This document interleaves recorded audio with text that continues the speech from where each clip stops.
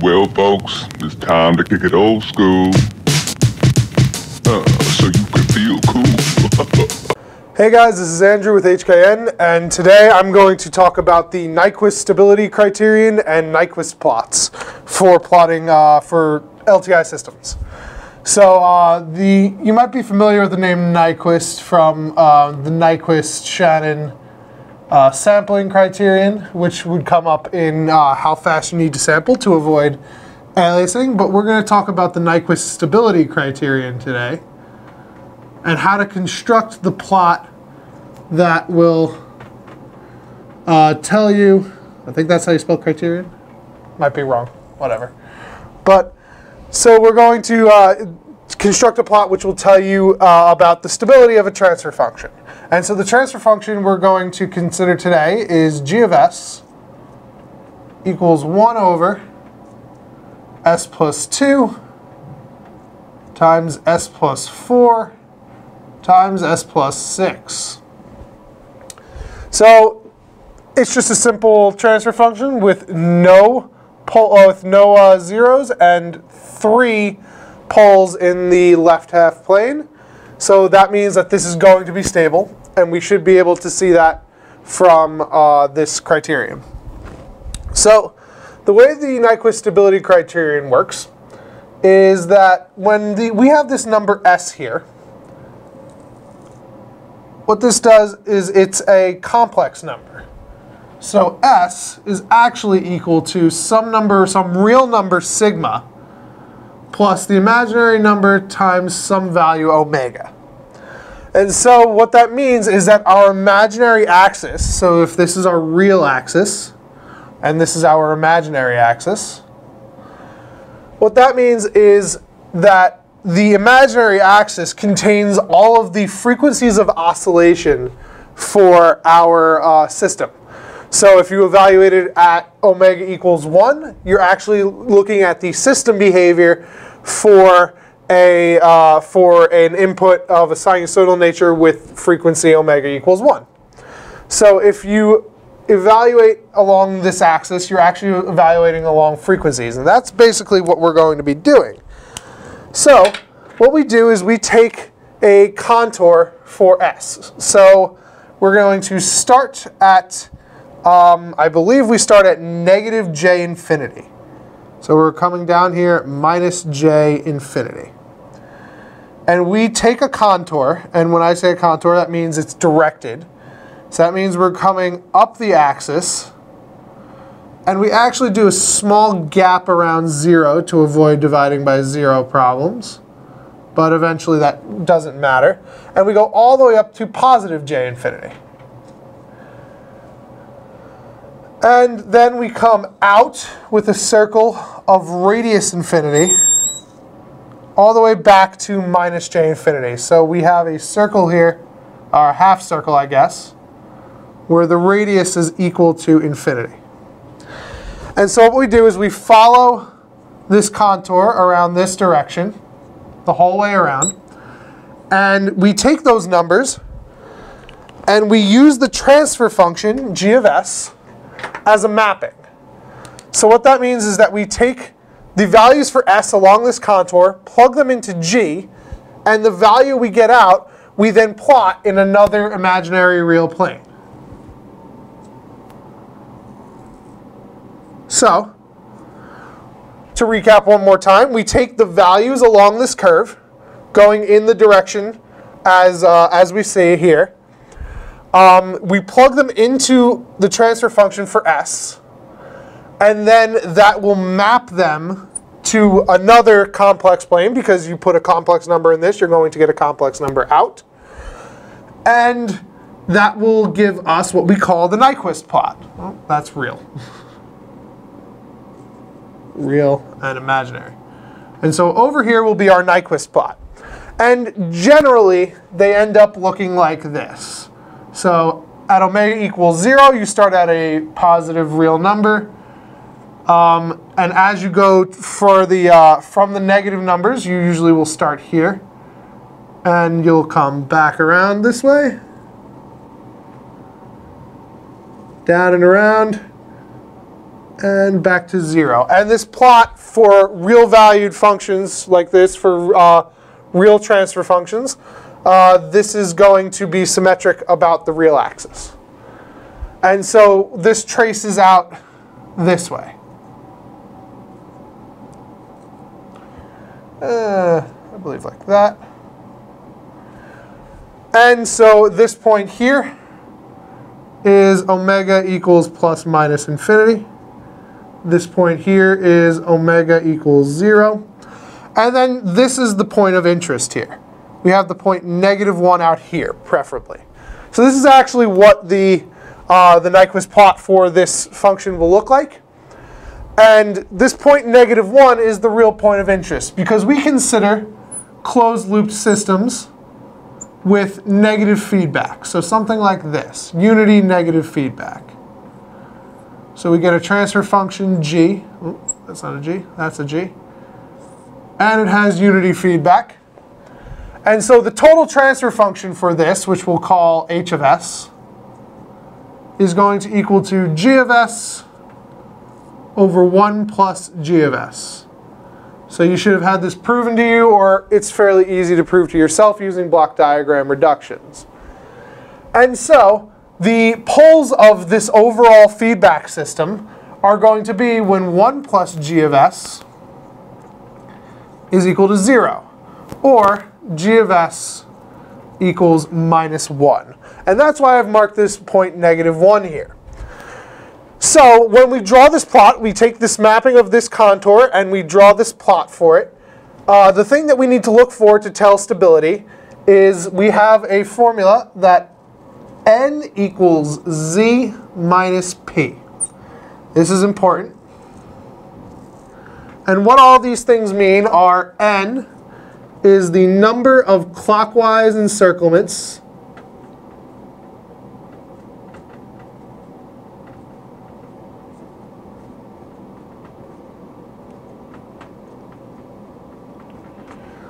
of the point -1 plus j 0. So that point I've marked here. Z is the number of right half plane zeros. And P is the number of right half plane poles. And so as we know, we would like that P to be 0. Because if we have any number of right half plane poles, our system is unstable. So a more useful way to write this maybe is P equals Z minus N, where we want Z minus N to equal, to equal 0. So we know here that we don't have any zeros for this system, which means that in order for this system to be stable, we need n to also be a number 0 or greater than 0. It can be less than 0, so if it encircles -1 counterclockwise, n is actually a negative number, so it can make it go unstable. So in this case, there is no encirclement of -1. You see here that it doesn't go around -1 at all, which means that our n is 0. Our z is obviously 0. So the number of poles in the right half plane is also 0, meaning that this system should be stable. And so there's a couple of other things that would be useful to us for telling stuff from this plot. The first thing is the gain margin. So the gain margin, well, if we say that this point here is -a, the point where it hits the real axis, where it crosses over the real axis, and that'll also be symmetric on both times around. This point here is going to be at some omega, and that is the point where your gain margin exists. So the gain margin is equal to 1 over a at the frequency that this occurs. So it's the amount of gain it takes to bring this point to hit -1, which kind of makes sense. And the phase margin for the system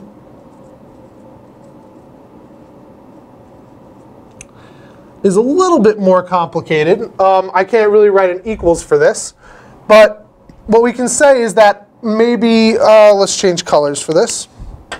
We can say that maybe over here, the radius is equal to 1.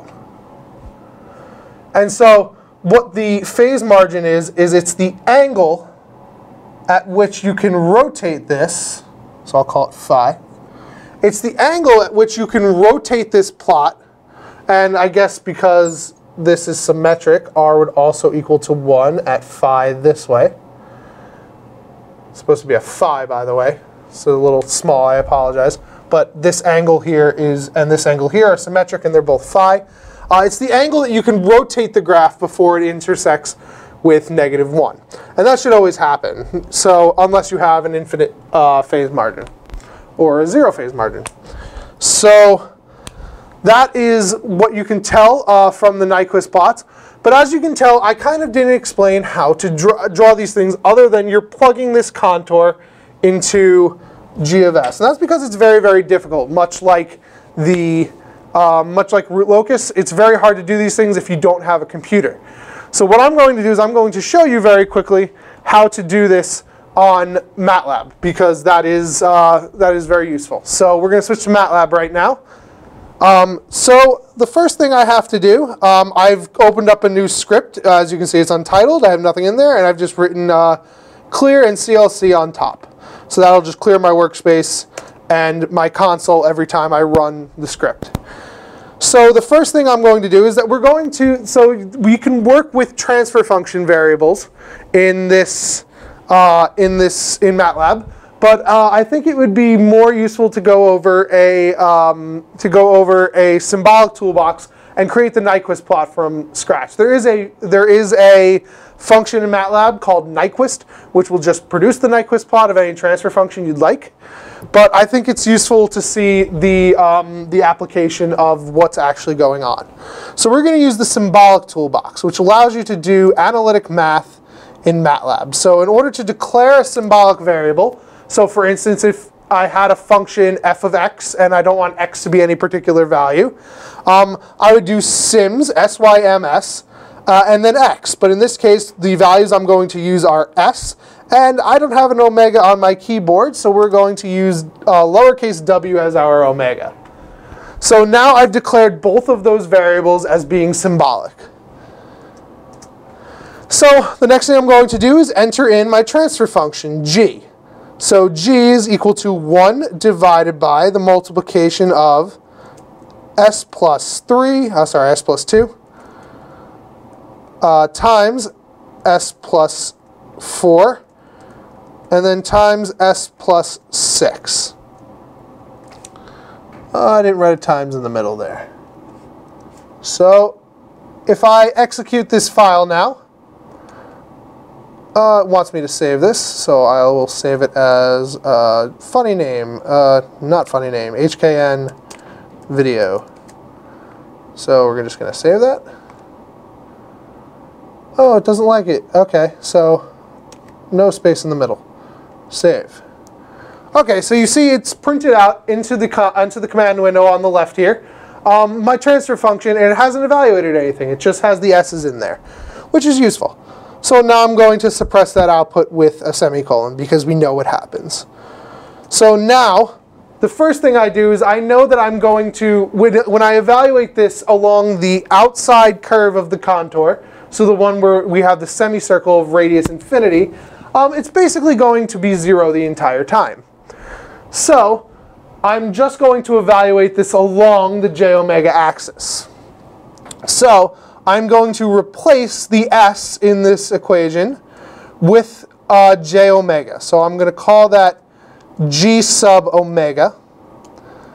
And that's going to equal to, we're going to use a function to substitute this in. We're going to use the function subs. So what subs does is it's short for substitute. And the parameters are, I want to substitute in my equation G. You can see it comes up here, S old new. So I want to substitute in my equation G. The old variable is going to be S. And wherever there's an S, I want to replace it with the imaginary number J times my symbolic variable omega. So if we run this very quickly, we see we get G of S with everything replaced with a J omega. So it's a useful command when you need to replace things, if you just like substitute things in. So now we need to create the values for which we're going to substitute in. So because we're supposed to go to positive and negative infinity, I can't do that in Matlab, and Matlab can't even do continuous variables. But we can get to a fine enough point where we can see what's going on. So I'm just going to take the values of omega from negative 100 to 100 at an interval of 1/100th each time. So, and I'm going to call that capital W for our W matrix, for our W vector. So if I run this, what you'll see is I've printed out all the numbers from negative infinity to infinity, which is the direction that we want to go. We want to go from negative infinity to infinity, but in this case, we're just going to take negative 100 to 100 at spaces of 1/100th. So that should give us the resolution for the graph that we would like. Resolution enough. Okay, suppress that output. So the next thing we're going to do is we're going to create the vector of x and y values that we need for the Nyquist plot. So for the Nyquist plot, what we do is, I'm just going to call this, oh, that's not what I wanted. I'm just going to call this Nyquist, so NYQ. And this is going to be all those values of omega that I just defined substituted into my G of omega, or my G of J omega. So I'm going to substitute in, so we're using the subs again, subs in G sub omega. For the value omega, I would like to put in all of my values of W.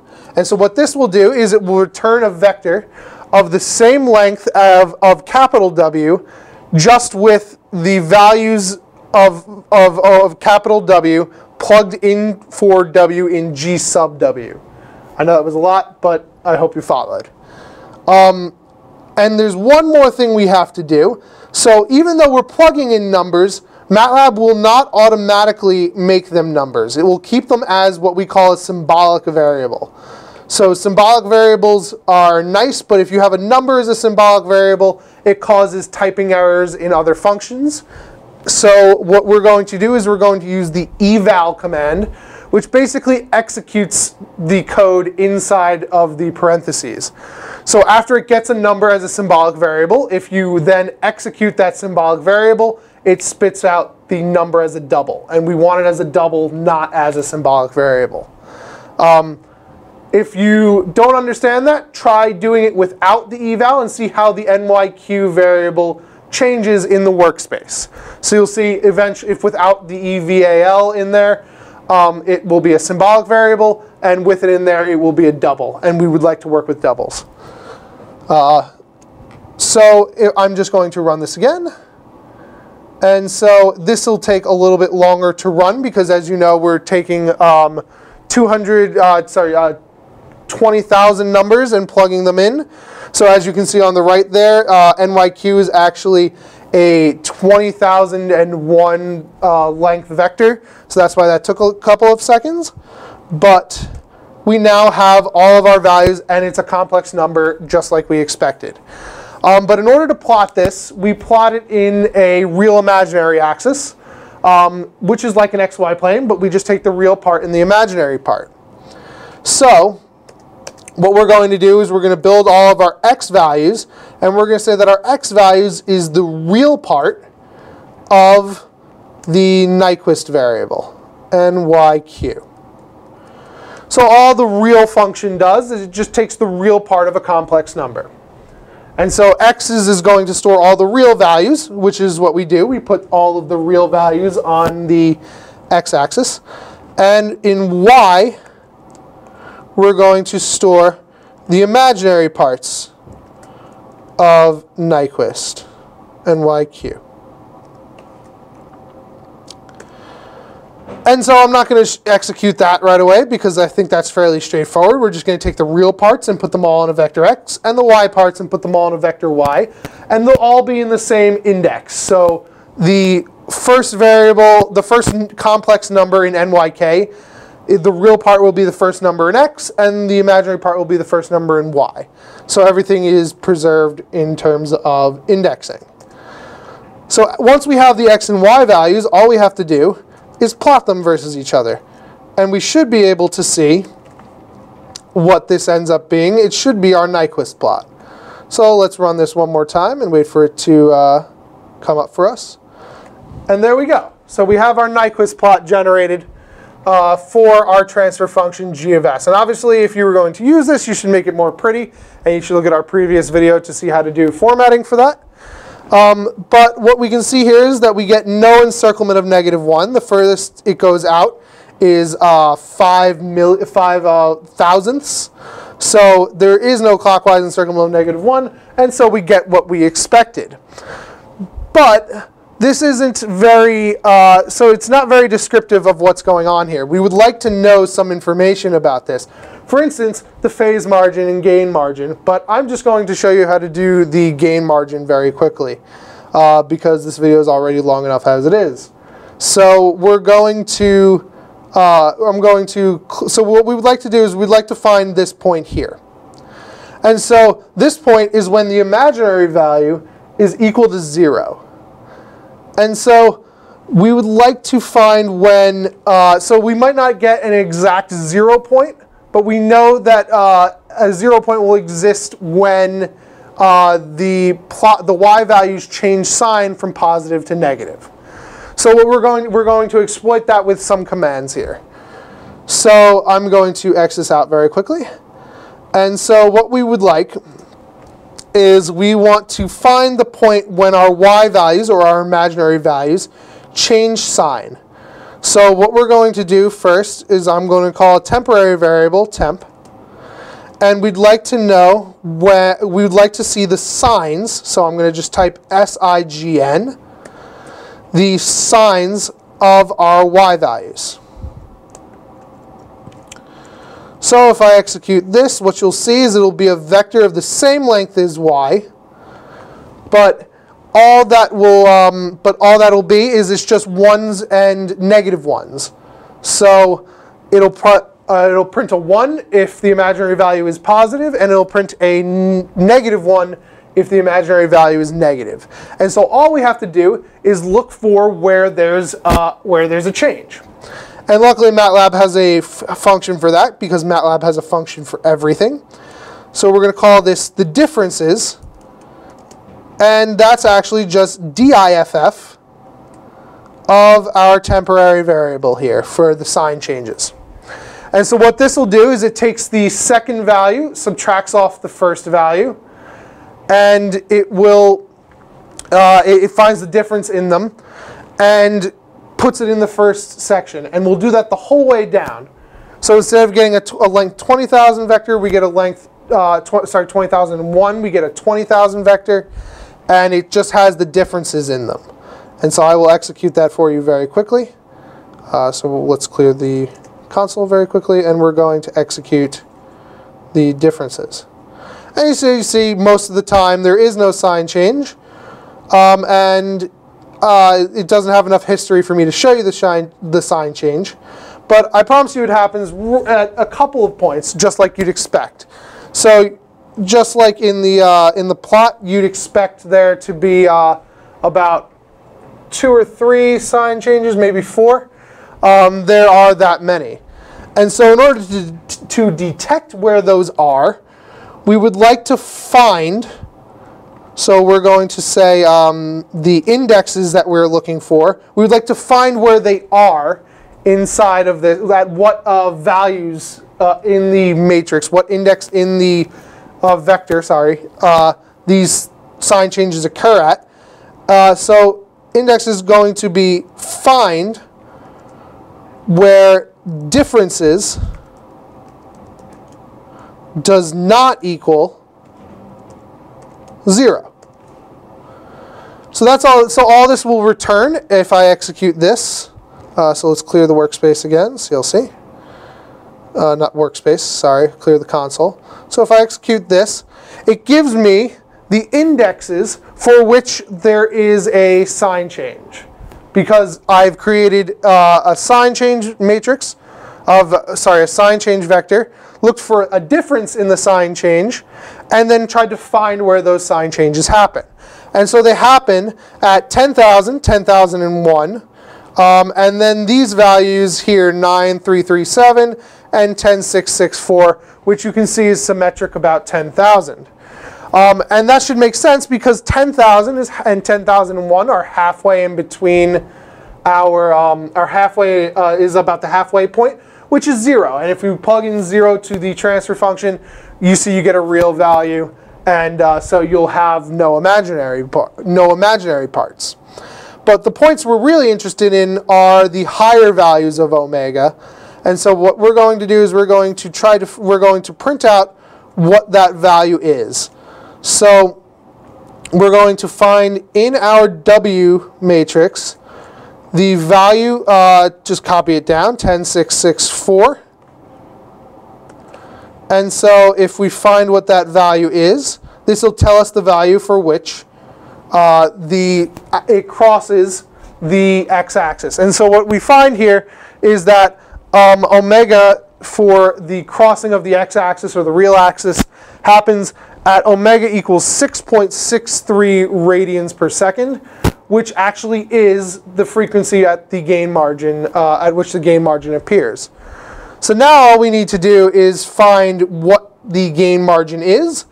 And like I described before, the gain margin is 1 over the point on the real axis at which it crosses the real axis.